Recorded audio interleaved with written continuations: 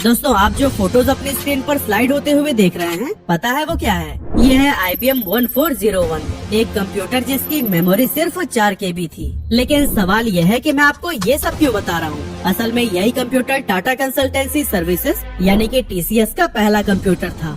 और मजेदार बात ये है कि TCS इसे खरीद नहीं पाई थी, बल्कि लीज पर लेकर इसने अपना काम चलाया था। आज TCS दुनिया की सबसे बड़ी IT कंपनियों में से एक है, जो the world bank, JP Morgan, Tesla और माइक्रोसॉफ्ट जैसे जायंट्स को भी IT सॉल्यूशंस प्रोवाइड करती है। लेकिन क्या आप जानते हैं कि TCS की शुरुआत इतनी कठिनाइयों से हुई थी कि उसकी स्टोरी सुनकर आपकी रूह कांप जाएगी। यह वही TCS है जिसने भारत को passport Seva Kendra, IRCTC online ticketing system, Indian post digitalisation और इनकम टैक्स फाइलिंग पोर्टल जैसे रिवोल्यूशनरी प्लेटफॉर्म्स दिए हैं। आज TCS भारत के प्राइवेट सेक्टर की सबसे बड़ी एम्प्लॉयर्स में से एक बन चुका है, जिसमें 6 लाख से भी ज्यादा एम्प्लॉयज काम करते हैं। लेकिन क्या आपने कभी सोचा है कि जब कंप्यूटर को समाज में खतरनाक माना जाता था, तब TCS जैसी IT कंपनी कैसे एस्टेब्लिश हुई? आज के इस वीडियो में हम आपको TCS की इंस्पायरिंग जर्नी के हर पहलू से रूबरू कराएंगे।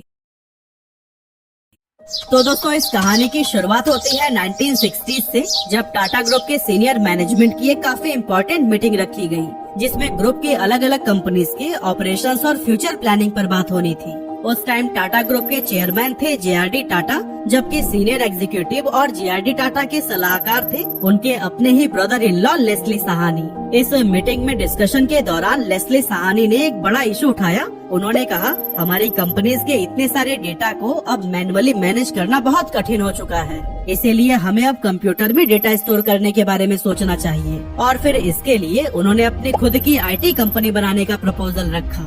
अब वैसे तो यह आइडिया JRD टाटा को बहुत पसंद आया, लेकिन इसका इम्प्लीमेंटेशन उतना आसान नहीं था जितना ये सुनने में लग रहा था, क्योंकि उस टाइम इंडिया में ना तो एक भी कंप्यूटर था और न ही ऐसे प्रोफेशनल्स जो कि उसे ऑपरेट कर पाए। काफी सोच विचार करने के बाद से JRD टाटा ने टाटा एडमिनिस्ट्रेटिव सर्विस यानी कि TAS से कुछ हाईली स्किल्ड लोगों को इस काम के लिए सिलेक्ट किया। लेकिन TAS ही क्यों? असल में जिस तरह देश को चलाने के लिए इंडियन एडमिनिस्ट्रेटिव सर्विस यानी कि IAS से लोग चुने जाते हैं, ठीक इसी तरह से टाटा एडमिनिस्ट्रेटिव सर्विस से उन स्किल्ड लोगों को चुना जाता है जो कि टाटा ग्रुप की अलग अलग कंपनीज में हाई लेवल मैनेजमेंट और लीडरशिप रोल्स को संभालते हैं। और इसमें सेलेक्ट होना भी IAS की तरह ही काफी कठिन होता है। अब लोगों को तो चुन लिया गया था, लेकिन सबसे बड़ा चैलेंज था कि कंप्यूटर का इंतजाम कैसे करें, क्योंकि इंडिया में उस टाइम कंप्यूटर थे ही नहीं और टाटा के पास भी इस प्रोजेक्ट के लिए बहुत कम बजट था, जिसकी वजह से वह बाहर के देशों से महंगे कंप्यूटर्स नहीं खरीद सकते थे। वैसे एक आइडिया के लिए मैं आपको बता दूं, उस टाइम TCS को जिस टाइप के कंप्यूटर की जरूरत थी उसको खरीदने में करीब $1 मिलियन लगते, जिसे कि अगर आज भी इंडियन रुपए में कन्वर्ट किया जाए ना तो करीब 8 करोड़ 48 लाख रुपए के बराबर होंगे। और हम तो आज से 50 साल पहले की बात कर रहे हैं ना, मतलब कि उस टाइम के 8 करोड़ रुपए की वैल्यू का अंदाजा आप खुद ही लगा लीजिए। इसीलिए JRD टाटा ने एक बीच का रास्ता निकाला और IBM से उनका 1401 मॉडल का कंप्यूटर लीज पर ले लिया। और दोस्तों यह कंप्यूटर आगे चलकर न सिर्फ टाटा के लिए बल्कि पूरे देश की इंडस्ट्री के लिए ही गेम चेंजर साबित हुआ। IBM 1401 उस समय के लिए एक अल्ट्रा मॉडर्न मशीन थी, जिसे डेटा प्रोसेसिंग मशीन भी कहा जाता था। वैसे तो यह उस टाइम का सबसे पॉपुलर कंप्यूटर मॉडल था, लेकिन आज के लैपटॉप और PC से अगर हम कंपेयर करें तो यह काफी अलग था। असल में ये कंप्यूटर एक पूरे कमरे के साइज का था, जिसकी मेमोरी सिर्फ 4 KB थी। फिर भी उस दौर में ये ऑर्गेनाइजेशंस के लिए डेटा मैनेजमेंट और ऑटोमेशन का एक बहुत ही बेहतरीन टूल साबित हुआ। तो दोस्तों इस तरह से अब JRD टाटा के पास अब अपनी कंपनी के लिए प्रोफेशनल्स की एक छोटी सी टीम थी और कंप्यूटर का भी इंतजाम हो चुका था। ऐसे में 1966 के दौरान उन्होंने मुंबई के चर्च गेट एरिया में मौजूद निर्मल बिल्डिंग के अंदर अपना पहला ऑफिस सेटअप किया और कंपनी का नाम रखा टाटा कंप्यूटर सिस्टम्स, जिसे कि कुछ टाइम के बाद ही बदलकर टाटा कंसल्टेंसी सर्विसेज यानी कि TCS कर दिया गया था। जल्द ही TCS की टीम ने इस कंप्यूटर की मदद से पंच कार्ड को प्रोसेस, डेटा स्टोर और एनालाइज करना शुरू कर दिया। अब आप सोच रहे होंगे कि ये पंच कार्ड क्या होता है। असल में पंच कार्ड एक रेक्टेंगुलर कागज का टुकड़ा होता था, जिस पर छोटे छोटे होल्स पंच किए जाते थे और हर होल एक नंबर या कैरेक्टर को रिप्रेजेंट करता था। ये होल्स एक स्पेशल मशीन जिसे पंच कार्ड रीडर कहते हैं उसके जरिए पढ़े जाते थे और रीडर उन होल्स को स्कैन करके डेटा को प्रोसेस करने का काम करता था। शुरुआत में टीसीएस का पहला काम अपनी ही सिस्टर कंपनी टिस्को, जिसे अब टाटा स्टील के नाम से जाना जाता है, उसके लिए डेटा प्रोसेसिंग करना था। इसके बाद टीसीएस ने टेल्को, जिसे आज हम टाटा मोटर्स के नाम से जानते हैं, उनके लिए भी काम करना शुरू कर दिया। लेकिन दोस्तों इस टाइम तक टीसीएस की टीम बिना किसी लीडर के अंडर काम कर रही थी और उनके लिए कोई डिफाइंड गोल भी नहीं था। इसीलिए जेआरडी टाटा ने 1968 में एफसी कोहली यानी कि फकीर चंद कोहली को टीसीएस का जनरल मैनेजर बना दिया। आपको बता दें कि एफसी कोहली उस समय टाटा इलेक्ट्रिक कंपनी में चीफ इंजीनियर के तौर पर काम कर रहे थे और उनका टीसीएस में आने का कोई इरादा नहीं था। इसीलिए उन्होंने साफ साफ जेआरडी टाटा जी से कहा, सर मुझे कंप्यूटर के बारे में कुछ भी नहीं पता, मैं तो टाटा इलेक्ट्रिक में ही ठीक हूँ। लेकिन जेआरडी टाटा एफसी कोहली के टैलेंट को पहचानते थे, इसीलिए उन्होंने कहा कि कंप्यूटर तो कोई नहीं जानता इंडिया में, किसी को तो शुरुआत करनी होगी ना। इस तरह से ना चाहते हुए भी कोहली को टीसीएस की जिम्मेदारी संभालनी पड़ी। लेकिन बाद में उन्होंने कंपनी को इतनी ऊंचाइयों पर पहुंचा दिया कि आज उन्हें इंडियन आईटी इंडस्ट्री का फादर कहा जाता है। हालांकि उनके लिए इंडिया में मार्केट बिल्ड करना आसान बिल्कुल भी नहीं था, क्योंकि यहाँ पर पहले से कोई बेंचमार्क नहीं था और टीसीएस को सब कुछ जीरो से ही करना पड़ रहा था। ऐसे में कुछ टाइम के बाद से कोहली साहब को महसूस हुआ कि सिर्फ टाटा ग्रुप की कंपनीज का ही डेटा मैनेज करने से कुछ भी अर्निंग हो नहीं रही है, तो क्यों ना कमाई बढ़ाने के लिए बाहर की कंपनीज को भी अपनी सर्विसेज ऑफर की जाए। लेकिन सबसे बड़ा सवाल तो ये था कि उनकी ये सर्विसेज लेगा कौन, क्योंकि जैसा कि हमने आपको पहले ही बताया कि इंडिया में कंप्यूटर और डेटा प्रोसेसिंग का कोई ट्रेंड नहीं था और मार्केट में ऐसी मानसिकता फैली हुई थी कि कंप्यूटर के आने के बाद से नौकरियां चली जाएंगी और ये लोगों के रोजगार के लिए खतरा बन जाएगा। इवन सरकार भी कुछ इसी तरह की ही सोच रखती थी, इसीलिए लोगों के मन में कंप्यूटर को लेकर एक गलत इमेज बन गई थी, जिससे टीसीएस के लिए क्लाइंट ढूंढना एक बहुत बड़ा टास्क बन गया।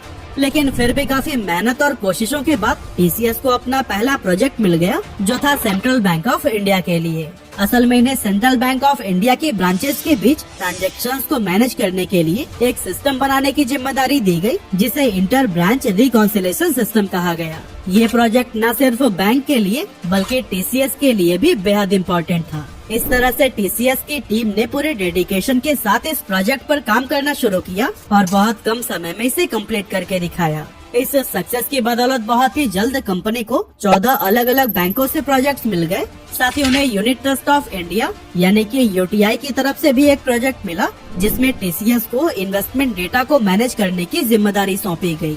अब दोस्तों यहाँ तक तो सब कुछ ठीक चल रहा था और धीरे धीरे ही सही, लेकिन टीसीएस ग्रोथ की ओर बढ़ रहा था। पर तभी इंदिरा गांधी की सरकार ने बैंकों का नेशनलाइजेशन कर दिया। अब चूंकि सरकार कंप्यूटर के खिलाफ थी, इसीलिए बैंक से मिलने वाले प्रोजेक्ट अचानक से बंद हो गए, जिससे कि टीसीएस को बड़ा झटका लगा। यहाँ तक कि एक टाइम तो ऐसा भी आया था जब एफसी कोहली ने जेआरडी टाटा को वार्न भी कर दिया था कि अगर जल्दी कोई नए प्रोजेक्ट नहीं मिले तो फिर टीसीएस को बंद करना पड़ सकता है। हालांकि इसी दौरान एफसी कोहली और उनकी टीम ने खूब मेहनत की और नए क्लाइंट्स ढूंढते रहे। इसी खोजबीन के दौरान 1970s में एफसी कोहली को अमेरिका के IEEE यानी कि institute of electrical and electronics engineer के बोर्ड ऑफ डायरेक्टर के रूप में सेलेक्ट कर लिया गया, जिस वजह से उन्हें कुछ समय के लिए अमेरिका जाना पड़ गया। वहाँ जाने के बाद कोहली साहब ने सोचा कि जब इंडिया में टीसीएस के लिए प्रोजेक्ट नहीं मिल रहे हैं तो क्यों न यहीं पर तलाश की जाए। इसी सिलसिले में उनका कांटेक्ट बरोज कॉर्पोरेशन से हुआ, जो कि कंप्यूटर बनाने का काम करती थी और ये कंपनी अपने कंप्यूटर के लिए एक हेल्थ केयर सॉफ्टवेयर डेवलप करना चाहती थी। ऐसे में एफसी कोहली ने उन्हें भरोसा दिलाया कि टीसीएस उनका ये काम एफिशिएंटली कर सकती है। और दोस्तों एफसी कोहली के कॉन्फिडेंस से इम्प्रेस होकर बरोज ने 1973 में टीसीएस के साथ में पार्टनरशिप कर ली और कंपनी को $24,000 का कॉन्ट्रैक्ट दे दिया, जो कि भारत की पहली आईटी आउटसोर्सिंग डील थी। लेकिन दोस्तों अब टीसीएस के लिए मुश्किलें और भी ज्यादा बढ़ चुकी थी, क्योंकि टीसीएस के पास अपना खुद का ऐसा कोई कंप्यूटर ही नहीं था जिसके ऊपर वह सॉफ्टवेयर डेवलप कर पाए। अब दोस्तों टाटा इतने बड़े डील के लिए कंप्यूटर खरीद भी सकती थी, लेकिन उस टाइम पर कंप्यूटर खरीदना इतना आसान नहीं होता था। कंप्यूटर खरीदने के लिए सरकार से अप्रूवल लेना जरूरी था, क्योंकि इंडियन गवर्नमेंट कंप्यूटिंग इक्विपमेंट्स के इंपोर्ट को अपने कंट्रोल में ले रखी थी, क्योंकि उन्हें डर था कि कंप्यूटर लोगों की नौकरियां खा लेगा और इससे इंडिया की खराब इकोनॉमी और भी नीचे चली जाएगी। अब कुछ स्पेशल केसेस में कंप्यूटर खरीदी तो जा सकती थी, लेकिन उसके लिए पहले एप्लीकेशन देनी होती थी जिसमें मेंशन करना पड़ता था कि आप कौन सा कंप्यूटर खरीद रहे हैं, पार्ट्स की डिटेल्स क्या हैं, किस कंपनी से खरीद रहे हैं और जहां जिस काम के लिए आप यूज करेंगे उसका भी पूरा डिटेल। मतलब कि अप्रूवल मिलने में ही 9 से 12 महीने का समय लग जाता था। लेकिन बरोस कॉर्पोरेशन अपने सॉफ्टवेयर के लिए इतना इंतजार नहीं कर सकता था, तो फिर अब करे तो क्या करें। उस मुश्किल सिचुएशन में टीसीएस के सामने बस एक ही रास्ता बचा था और वो था एलआईसी का कंप्यूटर इस्तेमाल करना। असल में टीसीएस को आईएसआई यानी कि इंडियन स्टैटिस्टिकल इंस्टीट्यूट से आईसीएल कंपनी का एक कंप्यूटर इस्तेमाल करने की परमिशन मिली हुई थी, जो कि असल में एलआईसी का था। इस कंप्यूटर का इस्तेमाल एलआईसी अपने कामों के लिए करता था, लेकिन इसे ऑपरेट करने की जिम्मेदारी आईएसआई की थी। मगर यहाँ पर भी एक अड़चन आ गई। एलआईसी के एम्प्लॉय यूनियन ने यह कहकर टीसीएस को कंप्यूटर इस्तेमाल करने से रोक दिया कि किसी बाहरी कंपनी को उनके सिस्टम का एक्सेस देना सही नहीं होगा। उन्हें डर था कि इससे ऑर्गेनाइजेशन की डेटा और प्राइवेसी पर असर पड़ेगा। अब वैसे तो इस प्रॉब्लम को सॉल्व करना इतना आसान नहीं था, लेकिन एफसी कोहली ने यहाँ बहुत समझदारी से काम लिया और उन्हें किसी तरह से कन्विंस किया कि टीसीएस सिर्फ अपने सॉफ्टवेयर प्रोजेक्ट के लिए ही कंप्यूटर का यूज करेगी। इससे एलआईसी के डेटा या उनके काम पर कोई फर्क नहीं पड़ेगा। आखिरकार उनकी इस बातचीत के बाद से एम्प्लॉय यूनियन ने ट्रस्ट करके टीसीएस को कंप्यूटर इस्तेमाल करने की परमिशन दे दी और फिर काफी डिफिकल्टीज के बाद ही सही टीसीएस ने एक ऐसा हेल्थ केयर सॉफ्टवेयर डेवलप किया जो कि बरोस कॉर्पोरेशन को काफी पसंद आया। इस प्रोजेक्ट को कंप्लीट करके न सिर्फ कंपनी का कॉन्फिडेंस बढ़ा, बल्कि ये भारत के आईटी इंडस्ट्री के लिए एक मील का पत्थर साबित हुआ। इस हेल्थ केयर सॉफ्टवेयर के बाद भी टीसीएस ने बरोस कॉर्पोरेशन के लिए कई सारे सॉफ्टवेयर डेवलप किए और दोस्तों इन प्रोजेक्ट्स की ही बदौलत 1976 में टीसीएस ने $1 मिलियन का एक्सपोर्ट रेवेन्यू क्रॉस कर लिया था। साथ ही उसे इंजीनियरिंग एक्सपोर्ट प्रमोशन काउंसिल की तरफ से टॉप एक्सपोर्टर का भी अवार्ड दिया गया। लेकिन अनफॉर्चुनेटली 1978 में टीसीएस और बरोस के बीच की ये पार्टनरशिप टूट गई।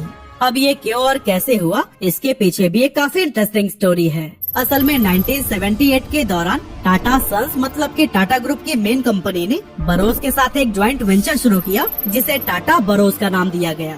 इस वेंचर का मोटिव था कि भारत में बरोस के कंप्यूटर्स बेचे जाए और उसका मेंटेनेंस किया जाए। अब इस ज्वाइंट वेंचर से टाटा सन्स को तो काफी फायदा हुआ, लेकिन टीसीएस के लिए ये कुछ मुश्किलें लेकर आया। एक्चुअली टीसीएस के पास में दो ऑप्शंस थे। पहला कि वो टाटा बरोस का जो ज्वाइंट वेंचर था उसका हिस्सा बन जाए और दूसरा वो खुद की अलग पहचान बनाए और अपने तरीके से काम करे। लेकिन बात ये थी कि टीसीएस की ज्यादातर कमाई बरोस से ही आ रही थी, इसीलिए अगर उसने अपनी अलग पहचान बनाई तो न सिर्फ उसकी अर्निंग रुक जाती बल्कि उसे नए क्लाइंट्स ढूंढने में भी काफी दिक्कतें होती। और सबसे बड़ी बात कि टीसीएस टाटा बरोस का ही कॉम्पिटिटर बन जाता, जो शायद जेआरडी टाटा को पसंद नहीं आता। लेकिन फिर भी एफसी कोहली जो उस समय टीसीएस के सीईओ थे, उन्होंने फैसला लिया कि टीसीएस एक इंडिपेंडेंट कंपनी बनेगा और फिर इस डिसीजन की वजह से टीसीएस और टाटा सन्स के बीच में कुछ कॉन्फ्लिक्ट स्टार्ट हो गए। लेकिन फिर भी एफसी कोहली टीसीएस को आगे बढ़ाने में जी जान से लगे रहे और उन्होंने इंडियन मार्केट के साथ साथ इंटरनेशनल प्रोजेक्ट्स की भी तलाश शुरू कर दी। इसी दौरान टीसीएस ने SEAP यानी कि सिस्टम फॉर ईस्टर्न अफ्रीकन पे नाम से एक सॉफ्टवेयर डेवलप किया, जिसे कि ईस्ट अफ्रीका के देशों के पेरोल और अकाउंटिंग नीड्स को पूरा करने के लिए बनाया गया था। पहले यह सारे काम मैनुअल होते थे, जिसमें टाइम भी काफी लगता था और गलतियां भी बहुत ज्यादा होती थी।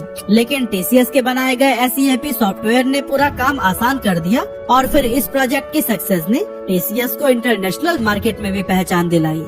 इसके बाद टीसीएस ने इंडिया में न्यूक्लियर पावर के कई सारे प्रोजेक्ट्स पर काम किया और हिंदुस्तान एरोनॉटिक्स लिमिटेड के लिए भी कुछ प्रोजेक्ट्स कंप्लीट किए। और दोस्तों आपको बता दें कि टीसीएस की ही देन है कि आज आप पेपर पर नहीं बल्कि ऑनलाइन प्लेटफॉर्म पर इन्वेस्टमेंट कर पा रहे हैं। जी हाँ, टीसीएस ने ही बॉम्बे स्टॉक एक्सचेंज यानी कि BSE के लिए शुरुआती कंप्यूटराइज सिस्टम को डेवलप करने का काम किया था। यहाँ तक कि 1977 में इनकम टैक्स डिपार्टमेंट के लिए भी पैन कार्ड का सिस्टम टीसीएस ने ही डेवलप किया था। इसके अलावा 1980 में टीसीएस ने पुणे के अंदर भारत का पहला software research and development centre establish किया, जिसका नाम रखा गया Tata research development and design centre. TRDDC का उद्देश्य था रिसर्च करके नई नई सॉफ्टवेयर सोल्यूशन और टेक्नोलॉजीज को डेवलप करना, ताकि टीसीएस अपने क्लाइंट्स को बेस्ट सोल्यूशंस दे सके। और दोस्तों इसी TRDDC की ही बदौलत 1980s के अंत तक टीसीएस 500 से भी ज्यादा प्रोजेक्ट्स कंप्लीट कर चुका था और 40 देशों में अपनी सेवाएं दे रहा था। पर दोस्तों सवाल ये उठता है कि अगर उस समय इंडिया में कंप्यूटर की पॉपुलैरिटी नहीं थी और न ही इससे रिलेटेड कोई कोर्स हुआ करता था, तो फिर टीसीएस को इतने बड़े बड़े प्रोजेक्ट्स पर काम करने के लिए स्किल्ड लोग मिले कहाँ से? क्या उन्होंने बाहर के देशों से प्रोफेशनल्स को हायर किया था? बिल्कुल नहीं। असल में टीसीएस के फाउंडर एफसी कोहली ने इस प्रॉब्लम का सोल्यूशन खुद ही निकाला। उन्होंने आईआईटी कानपुर से रिक्वेस्ट किया कि उनके कोर्सेज में एक कंप्यूटर प्रोग्रामिंग कोर्स को भी ऐड कर दिया जाए। लेकिन उस टाइम पर एक क्वेश्चन यह भी खड़ा हुआ था कि अगर स्टूडेंट्स इन कोर्सेज को कंप्लीट कर लेते हैं तो फिर उन्हें जॉब कौन देगा? और दोस्तों यहाँ पर भी एफसी कोहली ने ये भरोसा दिलाया कि जो भी ये कोर्स करेगा उसे टीसीएस में जॉब दे दी जाएगी। और दोस्तों उन्होंने अपना वादा निभाते हुए आईआईटी कानपुर के ज्यादातर ग्रेजुएट्स को हायर कर लिया। लेकिन एफसी कोहली को ये पता था कि एक लिमिट के बाद से टीसीएस हर किसी को नौकरी नहीं दे पाएगा। इसीलिए उन्होंने फॉरेन कंपनीज के साथ में डील की और ये तय किया कि TCS skilled Indian engineers provide कराएगा, वो भी दूसरे देशों की मार्केट से कम सैलरी पर। और दोस्तों इसी प्लान के तहत 1973 से 1977 के बीच आईआईटी के बैचेज में से करीब 1/3 स्टूडेंट्स को टीसीएस ने यूएस भेज दिया था। और दोस्तों आपको जानकर हैरानी होगी कि आज अमेरिका की सिलिकॉन वैली में जितने भी टेक एम्प्लॉयज हैं, उनमें से 1/3 एम्प्लॉयज इंडियन ऑरिजिन से हैं, जो कि टीसीएस की बदौलत ही पॉसिबल हो सका है। टीसीएस ने अपनी इनोवेशंस और स्ट्रेटेजीज से कई बड़े प्रोजेक्ट्स कंप्लीट किए, जिसका नतीजा यह हुआ कि 2003 में उसने पहली बार $1 बिलियन का रेवेन्यू जनरेट किया। मई 2013 में टीसीएस को इंडियन डिपार्टमेंट ऑफ पोस्ट से 11 बिलियन रुपए का 6 ईयर कॉन्ट्रैक्ट मिला, जो कि एक मेजर अचीवमेंट थी। और फिर इसी साल कंपनी ने अपनी पोजीशन को और भी मजबूत करते हुए दुनिया की top 10 global IT service companies में अपनी जगह बना ली। इसके नेक्स्ट ईयर यानी जुलाई 2014 में टीसीएस एक और बड़ा अचीवमेंट हासिल करते हुए 5 ट्रिलियन रुपए की मार्केट कैपिटलाइजेशन वाली इंडिया की पहली कंपनी बनी। साथ ही जनवरी 2015 में टीसीएस ने रिलायंस इंडस्ट्रीज लिमिटेड के 23 साल के रिकॉर्ड को तोड़ते हुए इंडिया के सबसे प्रॉफिटेबल कंपनी के रूप में अपनी पहचान बनाई। आज ये दुनिया का चौथा most valuable IT service brand है, जिसने British petroleum, the world bank, JP Morgan, general electric, Lloyd banking group, Tesla, Nokia, siemens और माइक्रोसॉफ्ट जैसे कई सारे ग्लोबल जायंट्स के लिए काम किया है। और इसने खुद को इतनी ट्रस्टेबल कंपनी के रूप में एस्टेब्लिश किया है कि इंडिया के अलावा दूसरे देश की गवर्नमेंट भी अपने कॉन्फिडेंशियल प्रोजेक्ट के लिए टीसीएस को ही प्रेफरेंस देती है।